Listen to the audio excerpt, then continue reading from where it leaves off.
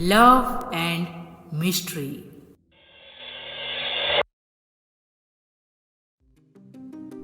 राघव अपनी पत्नी सुनीता और 7 साल का बेटा रोहन के साथ शहर से दूर किसी एक पहाड़ी इलाके में अपना ऑर्गेनिक फार्मिंग शुरू करने को प्लान कर चुका था।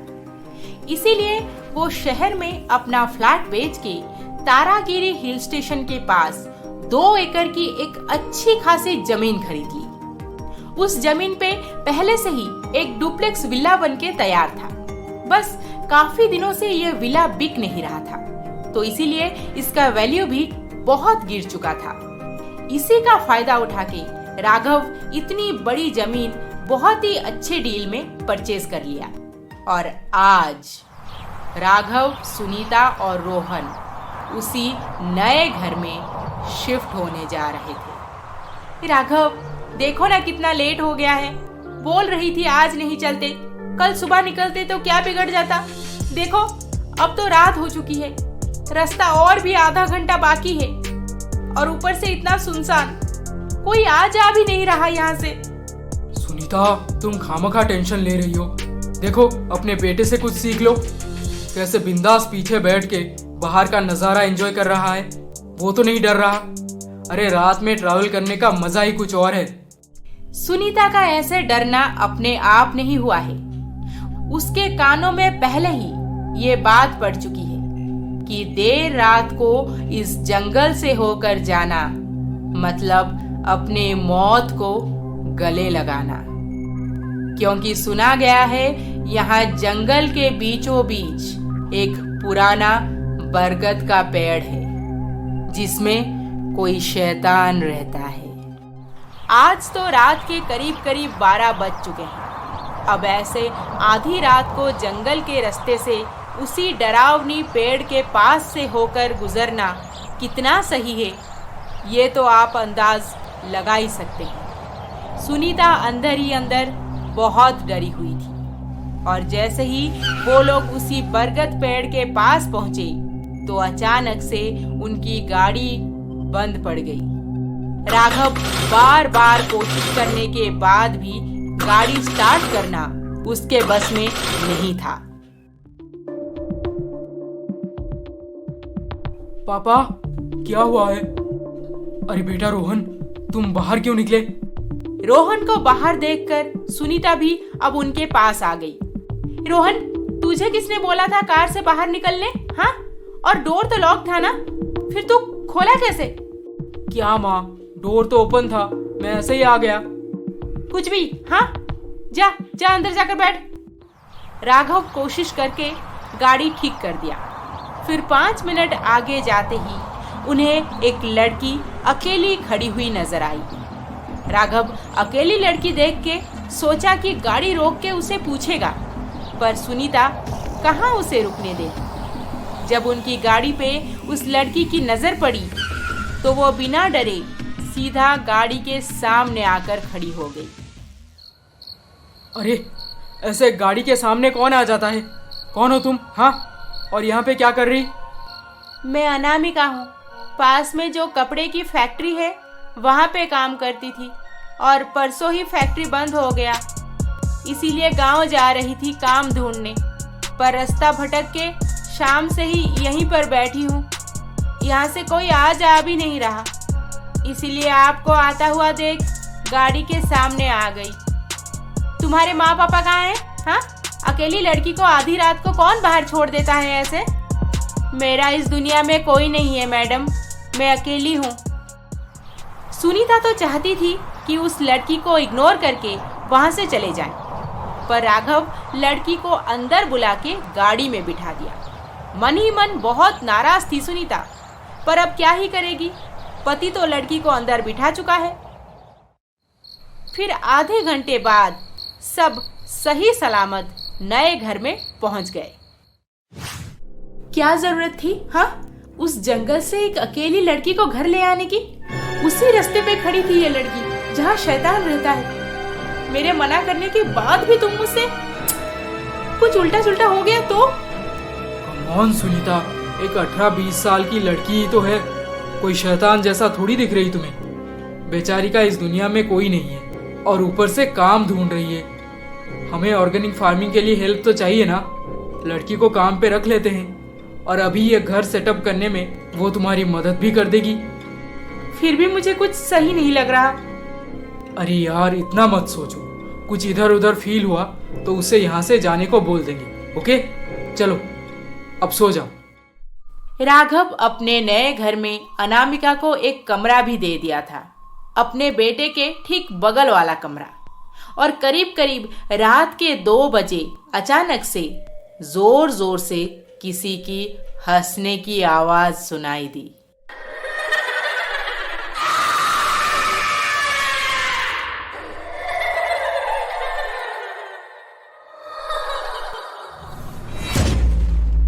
सुनीता और राघव ये सुन के बहुत डर गए और अपने कमरे से निकलकर सबसे पहले रोहन को ढूंढे, पर रोहन अपने कमरे में था ही नहीं। तो सुनीता बिना देर किए पास में अनामिका के कमरे की तरफ चली गई। रोहन, रोहन तुम यहाँ पे क्या कर रहे हो? हाँ, तुम्हें मना किया था ना इस रूम में आने के लिए। मुझे नींद नहीं आ रही थी माँ, इसीलिए अनामिका दीदी के साथ खेलने आ गया। कोई जरूरत नहीं यहाँ पे खेलने की। नींद नहीं आ रही है तो चलो हमारे कमरे में चलो, वहीं पर सो जाना। नहीं माँ, मैं अनामिका दीदी के साथ खेलूंगा। सुनीता, अरे खेलने दो ना उसे, दोनों मजे से खेल रहे हैं। चलो हम सो जाते हैं। राघव सुनीता को अपने साथ बुला के कमरे में तो ले गया, पर अब उसके मन में थोड़ा डर जरूर पैदा हो चुका था, क्योंकि जो आवाज सुन के वो दोनों जगे थे वो आवाज बच्चों के खेलने की या फिर हंसने की नहीं थी। वो तो सच में किसी शैतान की चीख थी। अगले दिन सुबह सुनीता अनपैकिंग शुरू कर दी। अनामिका भी घर जमाने में सुनीता की बहुत मदद की। ऐसे ही पूरा दिन बीत गया और शाम हो जाने के बाद सुनीता बहुत परेशान हो गई थी, क्योंकि सुबह से राघव किसी काम से गया था जो कि अभी तक घर नहीं पहुंचा। ऊपर से सुनीता अपनी परेशानी किसको सुनाएगी? रोहन तो बहुत छोटा है और वो लड़की अनामिका 10 सवाल पूछो तो मुश्किल से एक जवाब देती है। देखते ही देखते रात हो गई और सुनीता रोहन को उसके कमरे में सुला के अपने बेडरूम चली गई। और तब राघव घर लौटकर कार पार्क कर ही रहा था कि उसके ठीक सामने उनका पप्पी छत से नीचे गिर गया। पप्पी, oh my God!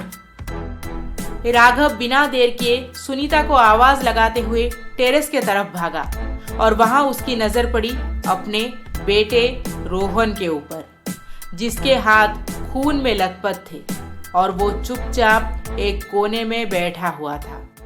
Rohan, Rohan तुमने ये क्या किया? पप्पी को नीचे क्यों फेंका? हाँ? मैंने नहीं किया पापा, मैं कुछ भी नहीं किया। वो है ना वहाँ पे, उसने ये सब किया। कौन है बेटा? कौन है यहाँ पे? बताओ। वो दूसरे कमरे में रहता है, वो उसी ने किया है। देखा ना, देखा तुमने? मैं क्या बोल रही थी कि अनामिका कोई लड़की नहीं है, एक शैतान है। उसे जल्दी से घर से निकालो, नहीं तो मैं ये घर छोड़ के अभी चली जाऊंगी। सब तुम्हारे कारण हुआ है। राघव गुस्से से लाल होकर सीधा अनामिका के कमरे की तरफ गया ताकि उसे अभी के अभी घर से निकाल दे, पर अनामिका तो अपने कमरे में थी ही नहीं। अनामिका, अनामिका, कहाँ हो तुम? अनामिका! अनामिका को जोर जोर से आवाज लगाते हुए राघव और सुनीता पूरे घर में ढूंढ लिए। फिर उन्हें किचन से कुछ आवाज सुनाई दी और वो दोनों सीधा किचन में चले गए। अनामिका, तुम यहाँ किचन में क्या कर रही? अरे, किचन इतने अच्छे से कैसे चमका दिया? मैडम, किचन बहुत गंदा होकर पड़ा था और आप थक के सोने चली गई थी, इसीलिए मैं किचन साफ करके बर्तन भी धो दी। सब हो गया है, अब बस फ्लोर पे पोछा लगा दूंगी, फिर सोने चली जाऊंगी। हाँ ठीक है, जल्दी जाओ, सो जाओ, काफी देर हो चुकी है। अब राघव और सुनीता बहुत परेशान हो गए थे। किचन की साफ सफाई देख के लगता है कि जैसे पिछले 2 घंटों से अनामिका उसी के अंदर काम कर रही होगी। फिर वो पप्पी को कैसे और कब मारी? मुझे तो कुछ समझ नहीं आ रहा, पर मेरा बेटा इस सब में अफेक्ट हो रहा है। बहुत डरा हुआ सा है वो। तुम कुछ करो राघव। रोहन पे नजर रखो, उसे अनामिका के आसपास भी मत आने देना। मुझे अनामिका पे ही डाउट है। अब से हर रोज रात हो जाने के बाद घर पे कुछ ना कुछ सामान टूट जाता था। कभी बाहर के सारे बल्ब फट जाते थे, तो कभी घर के सारे बर्तन इधर उधर बिखरा हुआ मिलता था। और तो और टीवी भी टूट चुका था। अब इतने पैसे देकर खरीदने के बाद कोई इंसान कैसे घर छोड़ के चला जाएगा? सुनीता और राघव डिसाइड किए कि अब एक पंडित जी को बुला के घर में पूजा करेंगे। राघव अगले दिन सुबह होते ही गांव में जाकर पंडित जी को बुलाया और वापस आते आते रास्ते पर एक आदमी तोता बेच रहा था। पप्पी के मरने के बाद से रोहन बहुत उदास रहने लगा था, इसीलिए राघव अब घर पे एक तोता ले आया। अरे वाह, ये तोता कितना सुंदर है, रोहन को बहुत पसंद आएगा। और बताओ, पंडित जी से बात हुई? शैतान शैतान। अरे ये तोता शैतान शैतान क्यों बोल रहा है? शैतान है, शैतान। पता नहीं, इसके मालिक ने कुछ सिखा दिया होगा। खैर जाने दो। अच्छा सुनो, पंडित जी बोल रहे थे कि ये घर बहुत दिनों से खाली पड़ा था, कभी यहाँ पे कोई पूजा भी नहीं हुआ। शायद उसी का असर होगा। वो कल शाम को आएंगे और एक अच्छा वाला पूजा कर देंगे, उसके बाद सब ठीक हो जाएगा। सुनीता बड़ी बेसब्री से अगले दिन का इंतजार करने लगी और पूजा का सारा इंतजाम अनामिका के हाथों ही करवाई, ताकि वो पूजा खत्म होने तक उसके सामने ही रहे। अगले दिन शाम को अचानक से तूफान शुरू हो गया। जोर जोर से बिजली कड़की और बारिश होने लगी। और इस मौसम में पंडित जी थोड़ी आ पाएंगे पूजा करने। राघव अपने गाड़ी पे कवर डालने घर से बाहर निकला तो उसके ठीक सामने वो तोता मरा पड़ा था। राघव की हलक से जान निकल गई और वो इस बार किसी से कुछ बिना कहे सीधा अनामिका के कमरे में जाकर उसे खींच के घर के बाहर छोड़ दिया और गुस्से से दरवाजा बंद करके अंदर चला गया। ये काम तुम्हें बहुत पहले कर लेना चाहिए था। आज पूजा का नाम सुन के बहुत डर गई थी वो, और बारिश होता देख बहुत खुश हो गई, क्योंकि अब पंडित जी नहीं आ पाएंगे और पूजा भी नहीं होगी। पहले तो हमारे पप्पी को खा गई और अब बेचारा तोता भी मारा गया। मैंने उस लड़की को सीधा सीधा बोल दिया है कि हमारे घर के आसपास भी मत दिखना, नहीं तो जैसे वो हमारे पप्पी और तोता को मारी है उसे भी मैं वैसे ही मार डालूंगा। अगले दिन पंडित जी शाम होते ही पूजा करने पहुंच गए। पूजा का सारा इंतजाम बहुत अच्छे से हुआ था। राघव और सुनीता पूजा में बैठ गए। रोहन को बुखार होने की वजह से वो अपने कमरे में आराम कर रहा था। हवन शुरू होते ही घर के बाहर कुछ टूटने की आवाज सुनाई दी, पर पंडित जी इन्हें समझाए कि पूजा के दौरान यहाँ से मत उठना, चाहे जो भी हो जाए। जैसे जैसे हवन बढ़ता गया वैसे वैसे घर के बाहर अजीब सी आवाजें सुनाई देने लगी और राघव सोचा कि वो बाहर जाकर देख आएगा आखिर क्या बात है।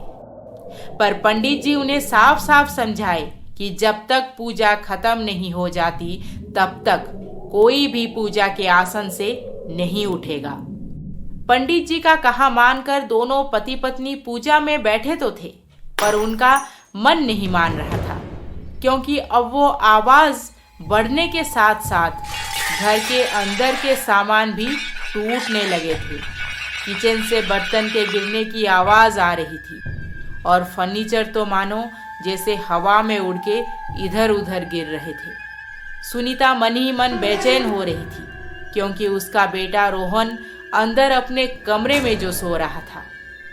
कहीं उसके साथ कुछ अनहोनी ना हो जाए। तभी अचानक से घर की सारी बत्तियां बंद हो गई। घर के बाहर जितने भी बल्ब लगाए थे वो सब एक एक करके फट गए।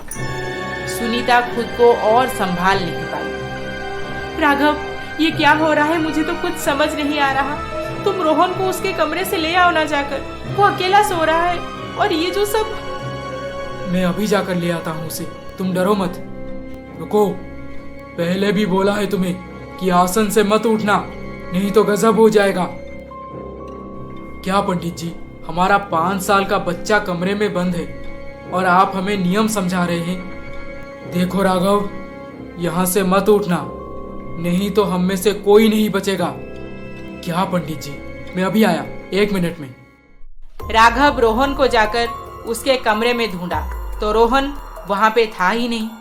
फिर उसे लगा इतने जोर जोर से आवाज सुनाई दे रही थी तो शायद रोहन उठ के घर के बाहर चला गया होगा। वो रोहन को आवाज लगाते हुए घर के बाहर चला गया। सुनीता भी राघव को बाहर जाता देख खुद उसके पीछे पीछे चल दी। पर सुनीता, ये पेड़ कैसे गिर गया? इतना बड़ा पेड़। कल इतनी तेज तूफान में भी खड़ा था ये पेड़, और आज ऐसे कैसे टूट गया? इस पेड़ में शैतान रहता था और आज पूजा के वजह से गुस्सा होकर पेड़ को गिरा दिया। शैतान? पर वो तो जंगल के बरगद में रहता है ना, यहाँ पे कैसे? याद करो, कुछ ऐसा हुआ होगा जो वो तुम्हारे साथ साथ इसी घर में आ गया है।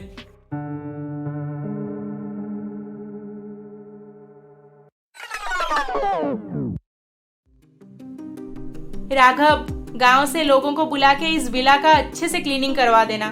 और हाँ, हमें नेक्स्ट मंथ शिफ्ट होना है, उससे पहले साफ सफाई का काम खत्म हो जाना चाहिए। जी मैडम जी, एकदम टाइम से पहले हो जाएगा। अब चलें? सुनीता और राघव इस नए घर में शिफ्ट होने से 1 महीना पहले घर घूमने आए थे। वापस जाते जाते काफी देर हो चुकी थी। गांव के कुछ लोग उन्हें मना किए थे कि जंगल के रास्ते से होकर मत जाओ, दूसरा रूट पकड़ लो। पर राघव को लगा कि दूसरा रूट पकड़कर एक्स्ट्रा 1 घंटा कौन ट्रैवल करेगा, इसीलिए वो उसी जंगल के रास्ते से होकर सीधा अपने घर जा रहा था। और ठीक उसी बरगद के पास पहुंचते ही उनकी गाड़ी का एक्सीडेंट हो गया, जिसमें राघव बहुत बुरी तरह से जख्मी हो गया था और सुनीता को काफी ज्यादा खरोच आई थी। और उनके बेटे रोहन को सर पे बहुत जोर से लगी थी। उसे तुरंत ही हॉस्पिटल ले गए थे, पर डॉक्टर खुद हैरान हो गए कि इतना जोर से सर पे लगने के बाद भी रोहन कैसे सही सलामत है। इस घटना को राघव और सुनीता मामूली सा एक्सीडेंट मान के भुला दिए थे, पर आज पंडित जी से शैतान की बात सुनकर उन्हें ये पिछली घटना याद आ गई। वो दोनों बहुत डर गए थे, क्योंकि एक तो उनका बेटा और ऊपर से शैतान का खौफ। तभी उन्हें उनके घर के सबसे ऊपर वाले कमरे से हंसने की आवाज सुनाई दी।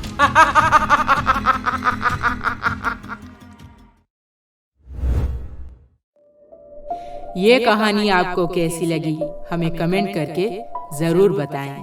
और अभी तक आपने हमारे इस चैनल को सब्सक्राइब नहीं किया है तो जल्दी से सब्सक्राइब करके बेल आइकॉन दबा दीजिए, वरना